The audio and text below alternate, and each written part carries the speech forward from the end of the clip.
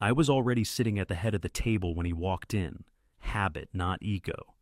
22 years of building Seaward's routing backbone and leading every systems update since the early aughts meant nobody ever questioned where I sat.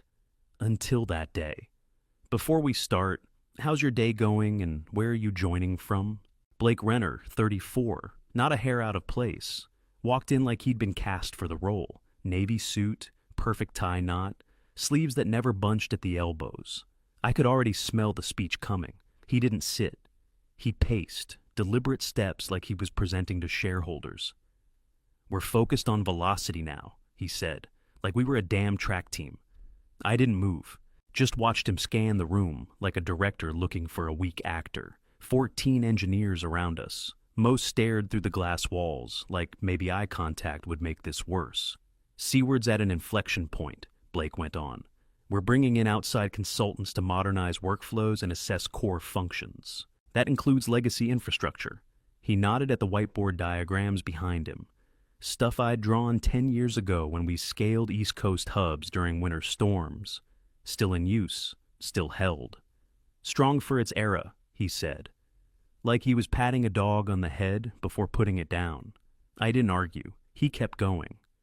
"That's why we've made the difficult decision to restructure core leadership. Curtis's role is no longer necessary."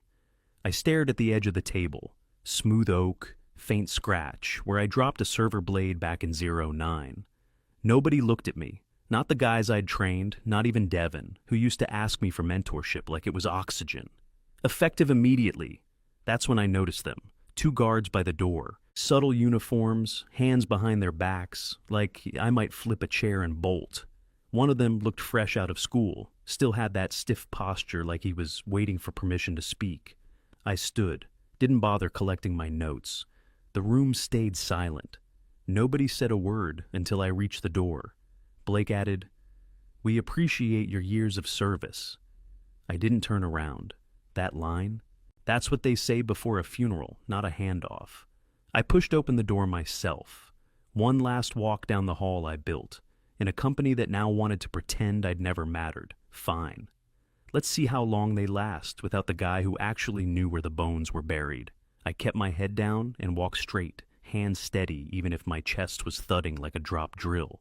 Jace, the younger of the 2 guards, held out a folded box with that look people get when they're about to fire their own dad. His hand was shaking so bad, I thought he might drop it. "You're fine," I told him. "Just do the job." He nodded without meeting my eyes. First day on a dirty task. I opened the box and dropped in the few things I cared about. My chipped Seaward mug, the torn black notebook from the early layout builds, the launch photo from 2003, me and Milton half covered in warehouse dust, and the pocket screwdriver I'd carried since the install days. The rest, junk they could throw out for all I cared. I didn't say goodbye. No point. I walked toward the elevator. Curtis. I knew the voice before I turned.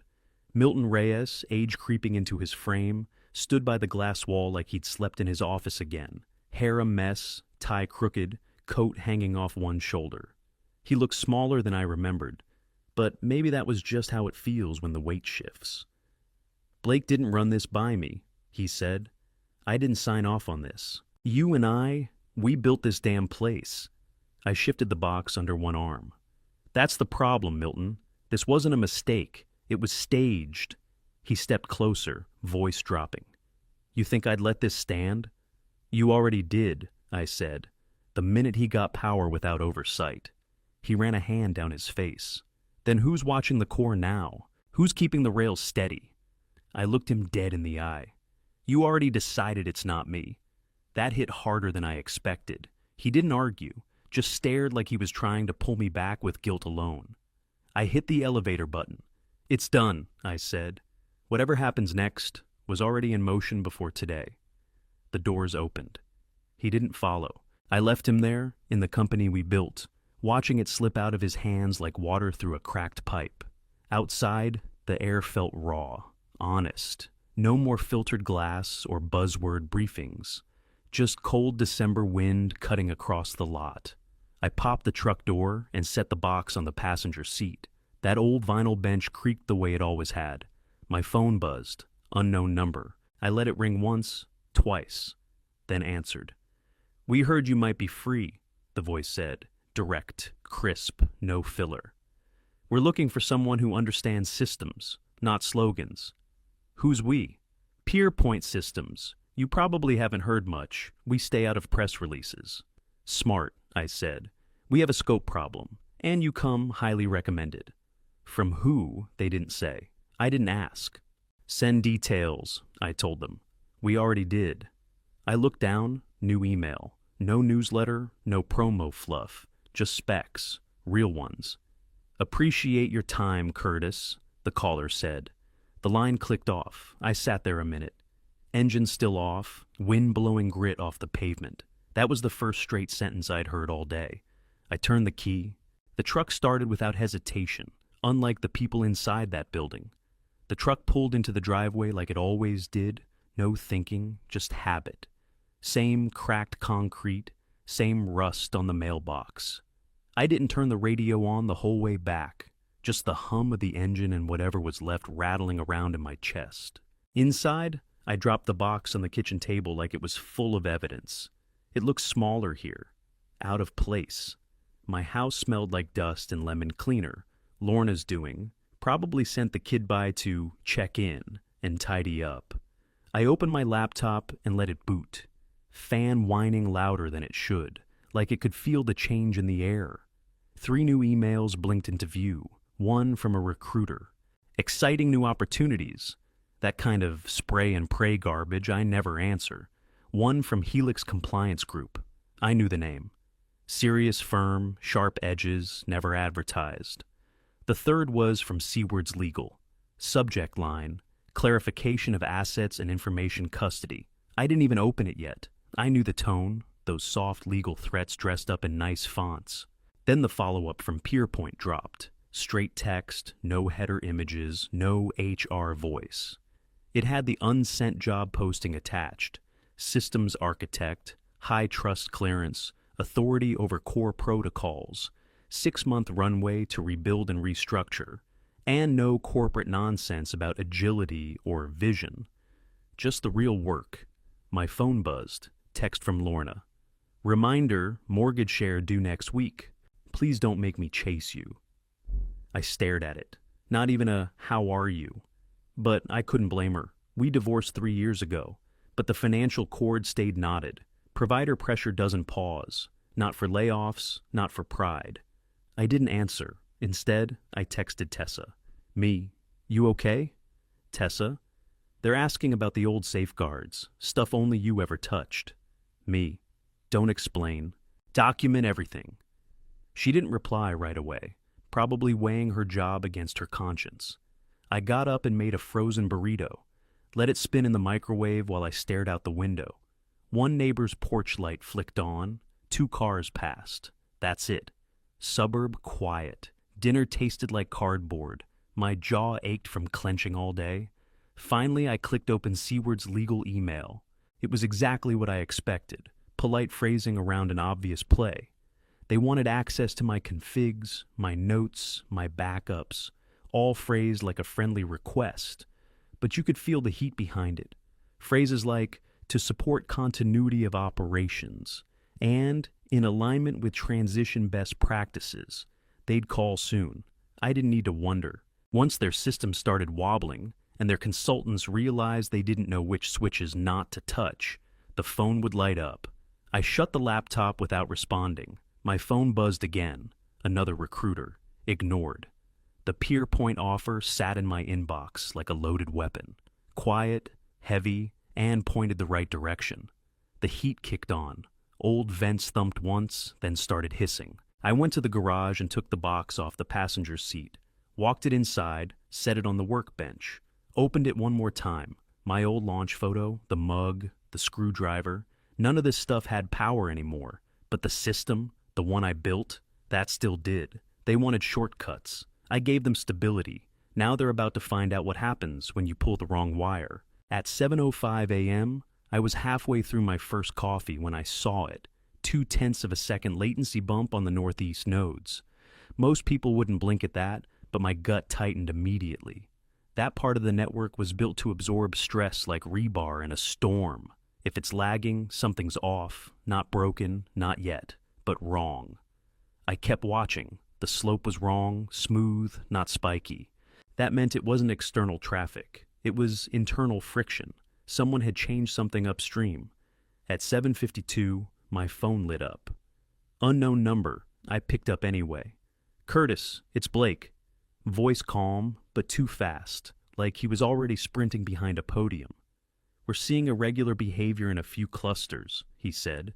"Our consultants think scale optimizations will handle it." "Did you touch the load caps?" Silence, then a careful answer.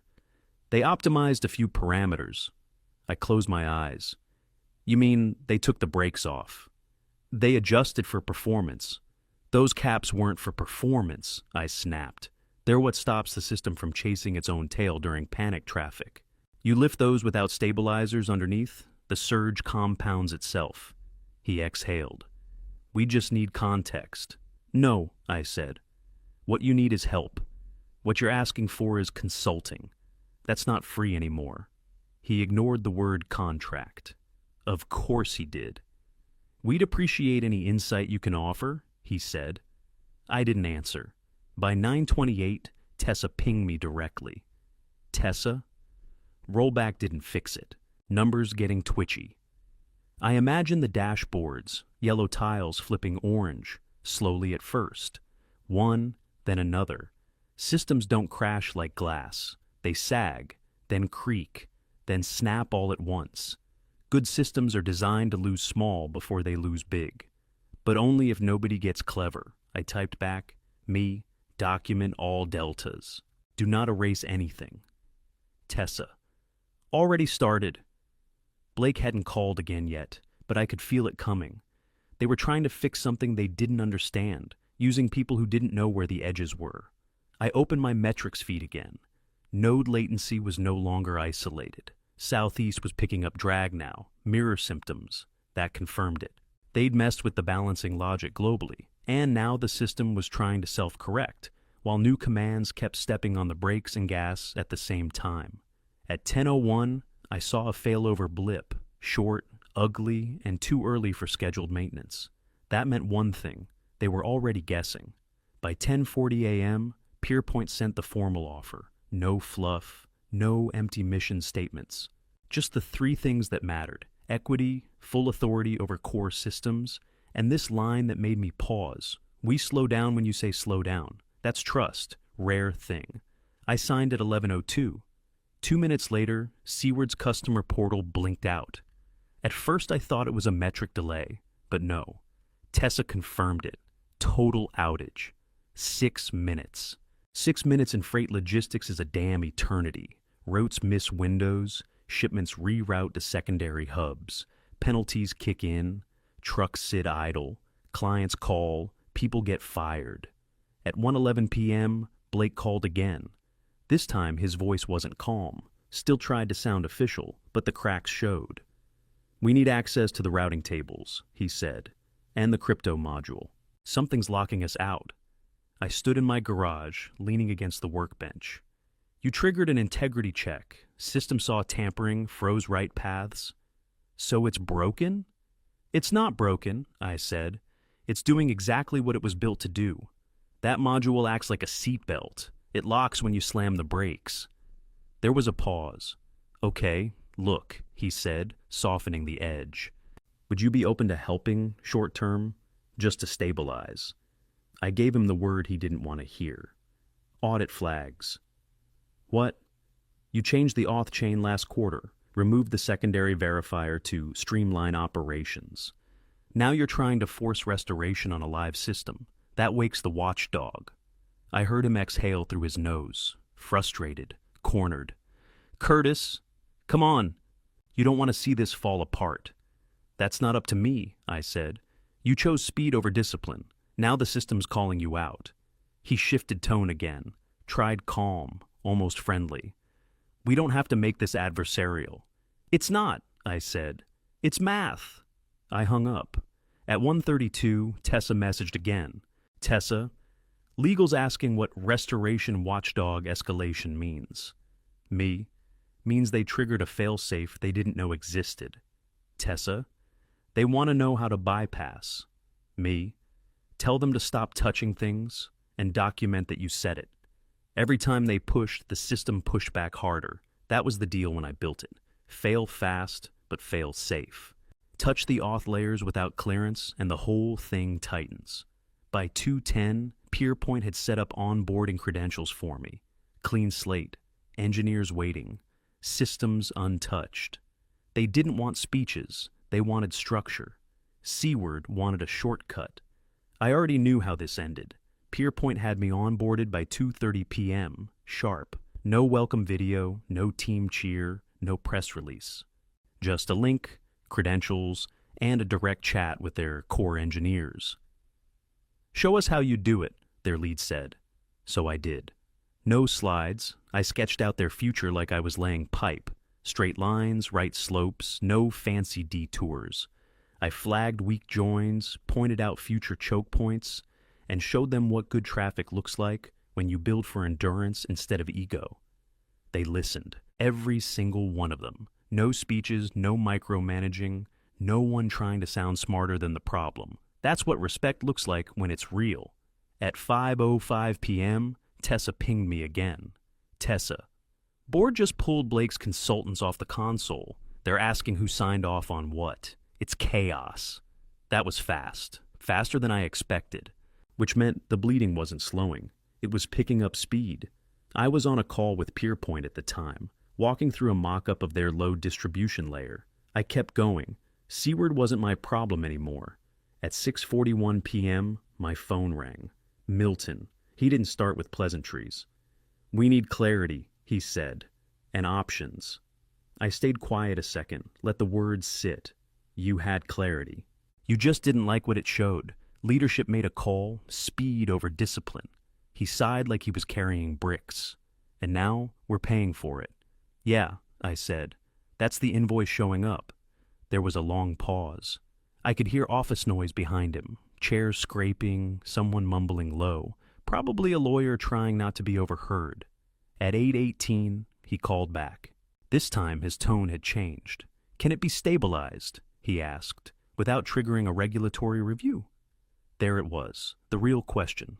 You keep forcing patches, I told him, and the system protects itself by escalating. Auth layers flag inconsistencies, logs pile up, watchdogs trip.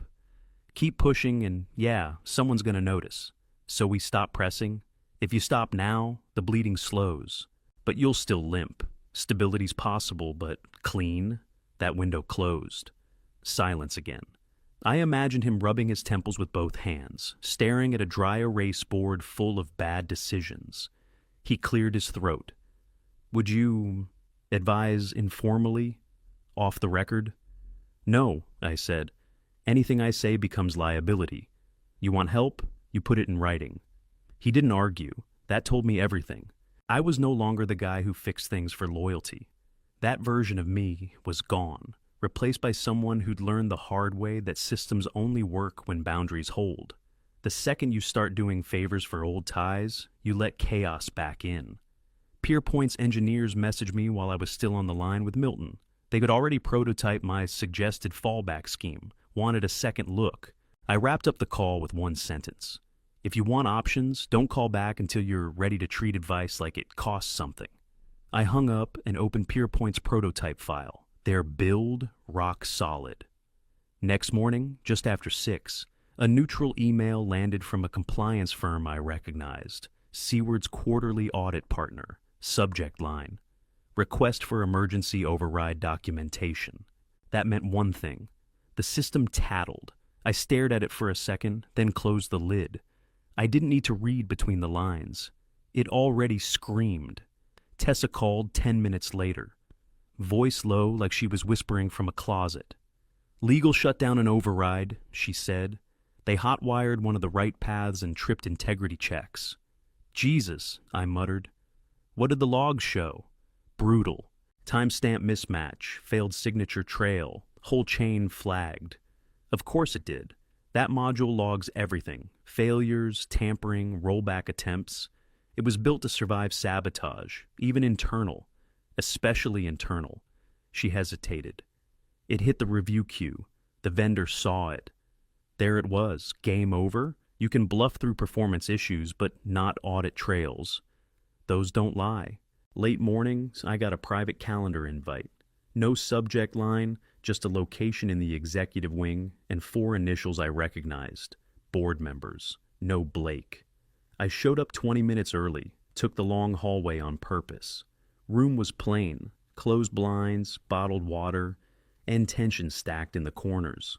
Milton was already inside, jaw tight, tie straight for once. The others filed in with phones buzzing and eyes darting like they were waiting for a bomb to go off. They didn't waste time. "We're focused on stability," one of them said. "Containment." I didn't nod, didn't smile, just said, "I want boundaries."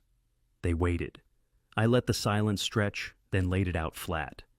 "Yes, I can fix it, but not as staff, as an external." One of them shifted. I didn't slow down. Limited scope. I go in, rebuild what matters, and I'm out. I retain ownership over a modular safeguard framework. You license it exclusively for now. Milton looked at the others, but nobody spoke. "One more thing," I added. "While I'm in, Blake is out. Not symbolic, not indirect, no meetings, no approvals, no fingerprints on my work." They stiffened. I didn't care. This was the only way I touched anything. They looked at Milton. He looked at the ceiling, then back at me. "Can't stabilize without trust," he muttered, and signed. The others followed, not because they wanted to, because they had to. They saw the math, cost versus collapse. They knew which one bled slower. Security walked me in just after 9, badge scanned, eyes down. They didn't speak much, didn't need to. The badge said external, but I knew the halls better than half the execs still working there. It felt like returning to a house that sold without you. Lights were low, half the office dark, like the place didn't want to admit how fragile it had become. The racks hummed like always, steady, indifferent, patient, not loyal. I didn't stop to reminisce. Went straight to the core cluster, no fanfare, no audience, just me and the machine. I started where they'd done the damage, stripped the optimized garbage, rebuilt the conservative rails with cleaner logic, restored the caps, not copied, improved, gave them smarter thresholds that flexed but didn't snap under pressure. Then I added new audit paths, explicit, permanent, airtight. So next time someone tried to cut corners, the system would point a spotlight right back. No deniability. I worked through the night. Water, coffee, silence. At 3:12 a.m., the core cooled. I saw it in the logs before I felt it. Queue depths smoothing, sync lag dropping, retrees stabilizing. No red, no flicker. By 8:04 a.m., the dashboard's leveled, green across zones. Northeast, southeast, central, even West Coast nodes, which had been twitchy for weeks, were quiet now. Queues drained like a tide going out. Nobody clapped. Nobody said thanks. They just watched. Inside, the tone shifted. Engineers passed execs in the hallway without filling the silence. Nobody wanted to be overheard anymore. Trust doesn't crash. It evaporates. Preliminary findings got leaked around noon. Tessa forwarded the internal summary. Documentation gaps, unauthorized changes, unclear ownership of system-level overrides. Buried near the bottom, recommendation for leadership review. No headlines, just pressure. By midweek, Blake still had his title, but the levers? Gone. Console access revoked, sign-offs rerouted, internal replies shortened to one-line updates. I wrapped the contract on a Friday morning. No speeches, no send-off. Just handed in my badge, shook the security guy's hand, and walked out without looking back. 2 days later, the first license payment hit, on time, full amount, no red lines, no, can we revisit the terms? Just clean money for clean work. PurePoint held their end. They made decisions slower, they kept change windows tight, and they let their engineers say, not yet, without getting benched. That's how you build a team that lasts. Seaward posted a public update that same week.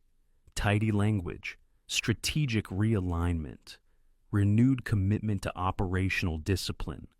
Corporate 4. We screwed up and we're trying to act like we meant to. Blake's name wasn't in the first paragraph anymore.